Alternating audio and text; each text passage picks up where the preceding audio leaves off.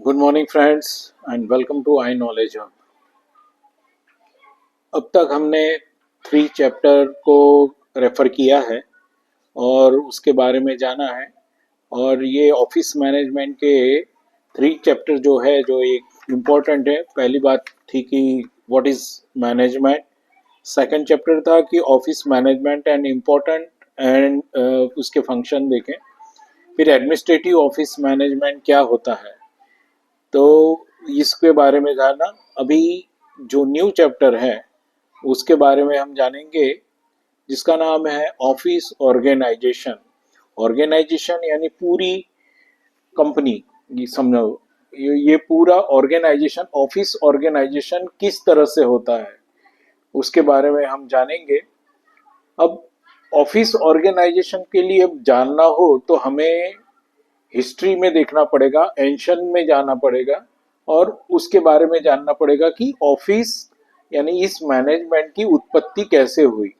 जब अपनी सभ्यता का विकास भी नहीं हुआ था और धीरे धीरे ह्यूमन बींग्स को जो प्रॉब्लम आते थे तो वो किस तरह से मैनेज होते गए। और ये ऐसा नहीं है, आज की तारीख में भी हम अगर कोई ऑर्गेनाइजेशन शुरू करते हैं तो कोई ना कोई प्रॉब्लम आती है, फिर उसके बाद उसमें सुधारणाएं होती है और धीरे धीरे वो चीज़ों को डेवलप किया जाता है और उसके बाद नीति नियमों को भी वो फिक्स किया जाता है।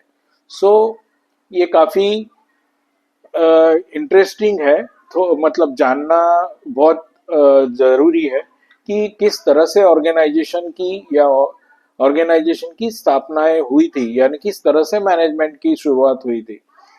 तो हम जानते हैं। और चैप्टर नंबर 4 है ऑफिस ऑर्गेनाइजेशन। अब इसकी हिस्ट्री में जानते हैं। तो organisation, society and institution. Organisations are as old as human history. जितनी मानव सभ्यता पुरानी है उतना ही ऑर्गेनाइजेशन की भी हिस्ट्री उतनी पुरानी है। That's through time people have joined with other and other more sophisticated political unit. Ancient people construct pyramids, temple and big ships, etc. They create system of family, government, commerce and welfare. देखिए बहुत मस्त बताया गया है। अभी through time people मतलब जैसे जैसे समय जाता रहा तो पीपल एक दूसरे के साथ जुड़ते रहे। Join other and more sophisticated यानी जटिल जो समस्याएं थी, पॉलिटिकल तो समस्याएं थी, उस तरह से भी एक इकट्ठा होते गए। फिर आप एक तरफ देखो तो ancient people construct the pyramid. देखिए कितने साल पुराने ये पिरामिड आज भी खड़े हैं। तो आप सोचो कि ये पिरामिड को बनाना, इससे ऑर्गेनाइज करना, सबको मैनेज करना कितना उस जमाने में कि कैसा रहा होगा कि हर इंसान को एक एक करके मतलब एक के ऊपर एक पत्थर रखना, फिर उसकी जो डेड बॉडी होती है, किसी की ममीज होती है, तो उसको किस तरह से स्टोर किया जाता था। तो उस जमाने का नॉलेज भी अलग था कि जो आज के जमाने में भी जो ममीज अभी भी मतलब कायम है, मतलब उसकी कोई ना राख राख हुई है, ना वो मिट्टी में मिली हुई है, ना उसका कोई मतलब नाश हुआ है। तो कहने का मतलब है कि उस जमाने का नॉलेज और उस समय की मैनेजमेंट को जानना बहुत ही एक इंटरेस्टिंग बात है।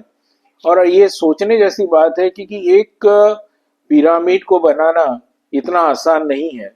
तो इजी बात नहीं है पूरे इतने ऑर्गेनाइज करना। और एक एक पत्थर तो आप देखो कि 5-5 फुट बड़ा पत्थर होता है, कितने वजनदार पत्थर होते थे, किस तरह से एक के ऊपर एक के ऊपर एक रखा होगा और किस तरह से उनके पिरामिड के डायग्राम्स आप देखो तो परफेक्टली ये मतलब जो उसके ज्योमेट्रिकली आप देखो तो परफेक्ट उसको रखा गया है। सो ये सोचने जैसी बात है। They create a system of family. इसी तरह से फैमिली की भी रचना हुई और गवर्नमेंट की फिर रचना हुई और कॉमर्स एंड वेलफेयर की रचना भी हुई। कि हमारा पहले तो फैमिली आप पुराने एकदम पिक्चर देखो, कहीं ये सब किताबें पढ़ो तो आपको पता लगेगा कि किस तरह से आदमी जंगली था, किस तरह से उसका डेवलपमेंट हुआ, पहले क्या शिकार करके खाता था, फिर किस तरह से खाता था। प्राणियों और आदमियों के बीच में भी लड़ाई होती थी, फिर उनको कई प्राणियों को अपने वश में किया, घोड़े हाथी को अपने काम के लिए उन्हें यूटिलाइज किया। तो ये सब वक्त के साथ मतलब चेंजेस आए, और इस तरह से समझदारी इंसान में आई। और उसके बाद फिर आदमी मतलब जो फैमिली की रचनाएं हुई, अलग अलग फैमिलियों की रचनाएं हुई, फिर सब साथ में रहने लगे, फिर गांव बसने लगा। फिर उसका भी ऑर्गेनाइजेशन होना चाहिए कि भाई बाहर से कोई इंसान हम पे अटैक करे तो किस तरह से रक्षा करनी चाहिए। तो इसके लिए किसी को मुखिया बनाया गया। तो ये धीरे धीरे ये ऑर्गेनाइजेशन का ही एक अंग है। फिर कॉमर्स, फिर व्यापार कैसे करेंगे, किसको मुद्राएं बनाएंगे, किसको वो पैसे का ये देंगे। फिर समाज के प्रति वेलफेयर क्या क्या है, वेलफेयर करना यानी समाज के प्रति कुछ जिम्मेदारी भी किसकी सबकी होती है, तो वो धीरे धीरे समझ में आया। Knowledge of the history of organization is earlier societies can be useful for the future manager। यानी ऑर्गेनाइज किया और सोसाइटी और ये इस तरह से वो फ्यूचर के मैनेजर को डेवलप किया। यानी जो भी मुखिया है वो एक प्रकार का मैनेजर ही है, क्योंकि वो मैनेज करता है। कोई भी हो, सीएम हो, पीएम हो, ये एक प्रकार के मैनेजर ही है जो जो बड़े पैमाने पे अलग अलग लेवल पे वो मैनेज करते हैं। तो ये मैनेजर ही है जो मैनेज कर पाते हैं। In fact, many of the early concept and practices are being utilized successful today। और ये डे टू डे में उनकी प्रैक्टिस होती गई, डे टू डे में रोज के प्रॉब्लम आते गए। तो अ, उसका मतलब जो भी यूटिलाइज ऑफ सक्सेस स्टोरी, मतलब ये डे टू डे के प्रॉब्लम सॉल्व करते करते करते उनको इस बात का मतलब उसमें वो माहिर हो गए और उसका प्रॉब्लम सॉल्व करने में वो मास्टर हो गए। However, one may ask whether heavy reliance on the part is a good guide to present and future as well. Future we shall see that time and organizational setting have much to do with what working in the management। However, one may ask whether heavy reliance a part of a good guide। मतलब भरोसे कब गया, रिलायंस का मतलब होता है कि भरोसा। तो भरोसा कब हुआ उन्हें part of a good guide, मतलब जब गाइड करने लगे तब उस पे धीरे धीरे उन्हें भरोसा होने लगा। Patient and future as future we shall see that the time organized sitting as much do when the do working management. मतलब डे टू डे लाइफ में जो प्रॉब्लम्स आते गए, फिर भरोसा लोगों का बैठता गया और उस तरह से उन्हें आगे मतलब वो भरोसा पर बैठता गया। तो क्या हुआ कि वो पद्धति को, वो मेथड को उन्होंने एडॉप्ट किया मैनेजमेंट की। नहीं ऐसा होना चाहिए, फिर ऐसा होना। देखिए ये सिंपल सी बात है कि अलग अलग देश है, अलग अलग प्रांत है। हमारे भारत में देखो तो अलग अलग जगह के एटमॉस्फेयर के हिसाब से भी मैनेजमेंट में थोड़े चेंजेस आते रहते हैं। अब सिंपल सी बात है कि आप अलग अलग सोसाइटीज में रहते होंगे, कोऑपरेटिव सोसाइटीज में रहते होंगे, तो अपार्टमेंट में रहते होंगे, सबका मैनेजमेंट और सबका अलग अलग रहता है मैनेजमेंट। तो थोड़ा बहुत कुछ चेंजेस होते हैं, तो मतलब मेंबर्स के हिसाब से भी होता है। कभी कभी बहुत जहाँ पे बहुत बड़ा ऑर्गेन सोसाइटी हो वहाँ पे अलग मैनेजमेंट होते हैं। बहुत सारे ब्लॉक्स होते हैं तो हर ब्लॉक के नीचे वॉचमैन को रखा जाता है। कहीं छोटी सोसाइटी हो तो एक ही वॉचमैन से काम चलता है। तो कहने का मतलब है कि जो प्रॉब्लम्स डे टू डे के होते हैं उस हिसाब से उसको मैनेज किया जाता है।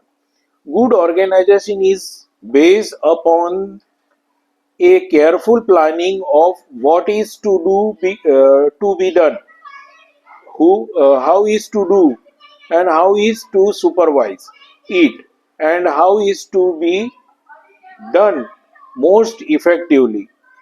Efficiency means speed, accuracy and low cost. बहुत मस्त शॉर्ट में बताया गया है कि good organisation is based on successful planning, यानी सक्सेसफुल प्लानिंग करने के पर ऑर्गेनाइजेशन कब सक्सेस होता है, जब अच्छा ऑर्गेनाइजेशन यानी उसकी प्लानिंग सही हो तो वो ऑर्गेनाइजेशन सही चलता है. What is to be done, कौन क्या करेगा, हु इज टू डू कौन करेगा, कैसे करेगा, हु इज टू सुपरवाइज फिर उसके ऊपर सुपरवाइजन कौन करेगा वो बताया गया है. It and how is to be done, और उसे कैसे करेंगे, किस तरह करेंगे, मोस्ट इफेक्टिवली मतलब एक ऐसा काम करे कि जिसका रिजल्ट हमें तुरंत दिखाई दे. बरोबर है कि वो भी बहुत जरूरी है कि तुरंत उसके रिजल्ट देखना हमारे लिए बहुत जरूरी है. कि देखिए समय की कीमत है, जहां समय की कीमत है वहां पे इफेक्टिव मैनेजमेंट काम आता है. वो ऐसे ट्रायल नहीं ले सकते. सो वो हमेशा प्लानिंग करेंगे तो परफेक्टली करेंगे कि नहीं ये ऐसा हो तो इसका ऐसा रिजल्ट आएगा. रेयर केस में होता है कि जहां पे प्रॉब्लम्स होती है पर उसको फिर नए सिरे से या नीति नियमों में चेंजेस करके फिर उसको सॉल्व किया जाता है, तो ही वो अच्छा ऑर्गेनाइजेशन बन सकता है. अब उसके लिए ऑर्गेनाइजेशन के लिए दूसरी कुछ डेफिनेशंस भी है कि organisation is a process of dividing work to convenient task और ड्यूटीज.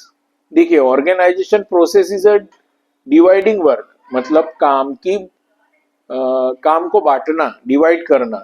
कन्वीनियंट टास्क मतलब सुविधाएं, और ड्यूटीज मतलब जो इंसान जिसमें एक्सपीरियंस है जिसका, उसको वो काम दिया जाए तो वो इजीली उसे पूरा कर सकता है, टास्क को पूरा कर सकता है. Of grouping such duties in the form of post. और पोस्ट के तौर पे अलग अलग पोस्ट के नाम होते हैं. उस पोस्ट पे अगर कोई ग्रुप उसे दे दिया जाए और उसको उसका ग्रुप का लीडर बना दिया जाए, उसे एक पोस्ट कर दिया जाए जिसे बोलते हैं कि पद दिया जाए, तो वो उस पद को किस तरह से निभाता है वो जरूरी है. तो ये इस तरह से डिवाइड किया गया कि ग्रुप दिया गया कि आप चार बंदे ये काम करोगे, आपका लीडर ये रहेगा, ये ऑफिस मैनेजर है, ये प्रोडक्शन मैनेजर है, ये मार्केटिंग मैनेजर है. सो ये अलग अलग डिवाइड किए गए थे. और post and delegation authority to such post of appointing qualified staff to be responsible that the work is carried out as planned. देखिए तो डेलीगेट यानी डेलीगेट का मतलब डेलीगेटिंग यानी सौंपना, काम को किसी व्यक्ति को सौंपना. ऑथोरिटी मतलब सत्ताएं देना. To each post of the appointing qualified staff, मतलब वो क्वालिफाइड मैंने बोला ना, जिसको जो एक्सपीरियंस है उस हिसाब से अच्छे क्वालिफिकेशन वाले स्टाफ को अपॉइंट किया जाए. टू बी रिस्पॉन्सिबल, फिर वो उसके लिए जिम्मेदार भी रहेगा. That the work is carried by plan, और वो काम प्लानिंग के हिसाब से ही हो. वो तो वो ऑर्गेनाइजेशन में इस तरह का मैनेजमेंट होता है जहां पे उसका क्वालिफिकेशन का मायने रखता है, उसका एक्सपीरियंस मायने रखता है, उस हिसाब से पोस्ट दी जाती है और उसे उसकी जिम्मेदारियां और हकों को बांटा जाता है और उसको उसके पास से काम लिया जाता है. तो ये और उससे कैरी फॉरवर्ड आगे की उसमें जाता है. तो इस तरह से एक दूसरे के आगे कामों का मतलब कैरी फॉरवर्ड्स होते रहते हैं, तो वो ऑर्गेनाइजेशन का चलता रहता है. ठीक है. अभी रफेल डेविस के हिसाब से एक और डेफिनेशन देखते हैं. Organisation is a group of people who are cooperate under the direction of leadership for the accomplishment of a common end. Organisation group of people, organisation क्या है? एक ग्रुप ऑफ पीपल है, एक समूह है लोगों का, कोऑपरेट अंडर द डायरेक्शन, वो सहकारी तौर पे इकट्ठा हुए हैं, किसके? डायरेक्शन और लीडरशिप ऑफ द एकम्प्लिशमेंट, मतलब वो काम को पूरा करने के लिए, फॉर द कॉमन एंड, सबका एंड क्या है? कॉमन एंड यानी कॉमन गोल है। तो ये रफेल डेविस ने कहा है। दूसरी एक डेफिनेशन है जिसने जेसी डैनियर ने कहा है कि organisation is conquered with the arrangement of work, which and division of activities and with the allocation of duties, authorities and responsibility. मतलब कि organisation is a concerned with the arrangement of work, मतलब work को arrange किया गया है अलग अलग ग्रुपों के द्वारा, विद डिवीजन ऑफ एक्टिविटी, मतलब एक्टिविटी की डिवीजन किया, डिवाइड कर दिया है, with the accomplish of the duties, मतलब उसे एलोकेशन, मतलब एलोकेशन यानी बंटवारा, काम को बांटना, ड्यूटीज का जो जिम्मेदारियां हैं, जो ड्यूटीज है उसे बांट दिए गए, ऑथोरिटी है, रिस्पॉन्सिबिलिटी है, इन सब को अलग अलग लोगों को दे दिया गया है, क्या? एक ही गोल को कंप्लीट करने के लिए। सो ऑर्गेनाइजेशन का की ये डेफिनेशन थी, जो मुझे ऐसे तो बहुत से मैनेजमेंट के एक्सपर्ट्स ने दी हुई है, पर मैंने यहाँ पे दो कोई मेंशन किया है जो इजीली हम समझ सके। नाउ न्यू पॉइंट के बारे में हम समझते हैं कि इम्पोर्टेंट ऑफ ऑर्गेनाइजेशन क्या है।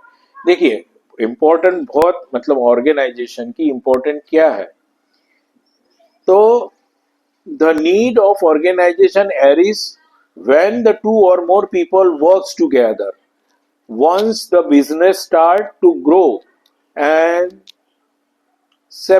separate department and created by buying, sell, accounting, administration and so on, the need of organization, the need of organization areas, मतलब जो ऑर्गेनाइजेशन की जरूरत है, तो दो से ज्यादा अगर लोग मिलते हैं जहां पे और इकट्ठा हो रहे हैं एक कॉमन गोल के लिए, वंस द बिजनेस स्टार्ट, अगर बिजनेस स्टार्ट कर दिया है और स्टार्ट करने के बाद ग्रो ऑफ द स्टार्ट, मतलब department to create by air sales, मतलब अलग अलग डिपार्टमेंट है, कहने का शब्दों का ही खेल है ये सब, मतलब डिपार्टमेंट वाइज इसे डिवाइड किया गया है। बाइंग है, कोई बाइंग कर रहा है, सेल्स कर रहा है, कोई अकाउंटिंग कर रहा है, कोई एडमिनिस्ट्रेशन कर रहा है, so on the need of, मतलब ये सब जरूरतें ऑर्गेनाइजेशन की है कि आप ये काम करो। ऑर्गेनाइजेशन हमने क्यों खड़ा किया? तो भाई आप ये काम करोगे तो हम धीरे धीरे, ऑर्गेनाइजेशन यूं कह रहा है, एक इंसान के तौर पे मैं बता रहा हूँ कि वो ऑर्गेनाइजेशन बोल रहा है कि मैं ग्रो करूंगा, बरोबर है? तो अब इसके लिए मुझे अगर ग्रो करना है, मुझे ऊपर लाना है ऑर्गेनाइजेशन को, तो आपको अपनी ड्यूटीज बांटनी पड़ेगी, आपको उसका टाइम मैनेजमेंट करना पड़ेगा और आप अपनी ड्यूटीज को बहुत अच्छी से निभाना पड़ेगा। Organisation maker possibility to effective option of group,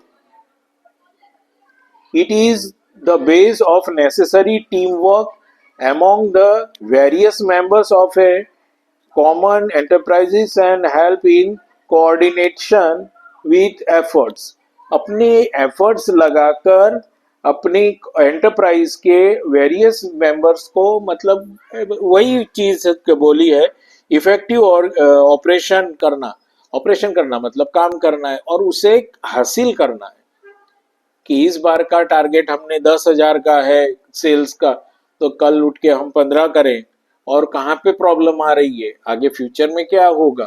तो बहुत से डेटा ये वो आगे हमने देखा कि किस तरह से उसे ऑर्गेनाइज किया जाता है, तो उसी हिसाब से ऑर्गेनाइजेशन को आगे ये कॉमन एंटरप्राइजेस और कॉमन गोल होते हैं सबके, उसको अचीव करना है.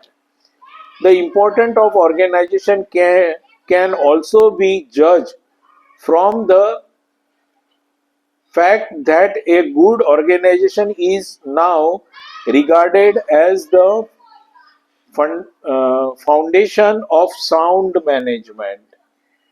मतलब वो नींव है, अच्छे मैनेजमेंट की नींव. देखो बहुत बड़ी बिल्डिंग हो तो उसकी नींव भी उतनी अंदर रहेगी, जमीन के अंदर वो नींव उतनी ही अंदर रहेगी.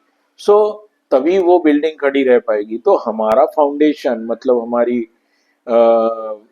मैनेजमेंट की जो हमने नीति नियम बनाए हैं उसको बहुत अच्छी तरीके से उसे डिजाइन करना पड़ता है, उसे फॉलो करना पड़ता है, तब जाके हम ऑर्गेनाइजेशन को अपने ग्रोथ दिखा सकते हैं या आगे ले जा सकते हैं. अकॉर्डिंग टू एलन, ये भाई एलन क्या कहता है कि a sound organisation can contribute greatly to continuously and success of the enterprise. मतलब ऑर्गेनाइजेशन का कंट्रीब्यूशन तो उसमें ही है कि मतलब ग्रेटली टू बी कंटिन्यूली, मतलब उसको कंटिन्यूली उस वर्क को करे और उसको उस चीज को हासिल करने की कोशिश करे जो ऑर्गेनाइजेशन ने नीति नियम बनाए हैं, तो ही वो हासिल कर पाएंगे. इम्पोर्टेंट ये है ऑर्गेनाइजेशन का कि बनाए गए नीति नियमों को हम अच्छी तरह से फॉलो करें. अगर कुछ आपको मतलब वो तो अपर लेवल पे डिसीजन लिया जाता है कि अगर कुछ प्रॉब्लम आ रही है, मे बी ऐसा नहीं बोलता हूं, मगर 99 पॉइंट अगर कोई प्रॉब्लम नहीं आ रही है और अगर आ भी रही है तो उसे फ्यूचर की तरह मतलब उसके फ्यूचर की तरह को ध्यान में रखते हुए उसे सॉल्व करने की कोशिश करना बहुत जरूरी है. तो तभी ऑर्गेनाइजेशन सक्सेस होता है और इसीलिए ऑर्गेनाइजेशन का इम्पोर्टेंट बहुत ज़रूरी है. सो फ्रेंड्स, हमने आज हम यहाँ तक ही अभी रखेंगे ताकि आप अच्छे से समझ पाओ ऑर्गेनाइजेशन की वैल्यू, हिस्ट्री उसकी क्या है, डेफिनेशन और उसका इम्पोर्टेंट हमने देखा. अगले वीडियो में हम देखेंगे बेनिफिट्स ऑफ गुड ऑर्गेनाइजेशन की क्या बेनिफिट्स है. उसके बाद हम देखेंगे टाइप ऑफ ऑर्गेनाइजेशन क्या है, किसी कितने प्रकार के ऑर्गेनाइजेशन होते हैं. वैसे उसमें काफ़ी कुछ चेंजेस आए हैं अभी काफ़ी सालों के बाद, तो भी जो बेसिक ऑर्गेनाइजेशन के जो प्रकार हैं उसके बारे में डिस्कस करेंगे. सो ये हम यहाँ तक ही रखते हैं और इम्पोर्टेंट ऑफ ऑफिस मैनेजमेंट को इम्पोर्टेंट ऑफ ऑफिस मैनेजमेंट को आप समझ रहे होंगे, मैं आशा करता हूँ. और कुछ भी प्रॉब्लम हो तो आप उसे मेरे साथ शेयर करिए तो प्रॉब्लम सॉल्व होगी. और मेरे को मेल तो आते ही रहते हैं और काफ़ी लोगों ने बुक परचेस कर भी ली है और उसे वो फॉलो कर रहे हैं ताकि उन्हें वेरी इजी बन रहे हैं. तो क्वेश्चन जो है वो काफ़ी कम हो गए. और मैंने बोला था कि बड़े ऑर्गेनाइजेशन के बारे में नहीं है पर एक बेसिक ऑर्गेनाइजेशन के बारे में ये सब बातों को इजीली हम समझे तो बहुत easily you can work in your organisation.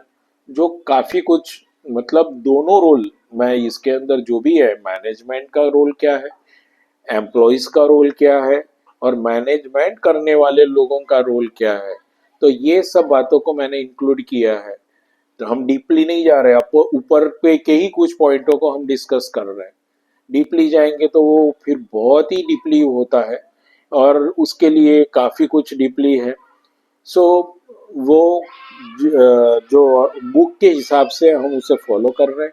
I hope कि आप समझ रहे होंगे. फिर भी अगर किसी का कोई क्वेरी है, क्वेश्चन है, सो मुझे मेल करिए iknowledgehub.24@gmail.com पे और मुझे अपने प्रॉब्लम सॉल्व करवा सकते हैं. सो अगले वीडियो तक गुड बाय, टेक केयर.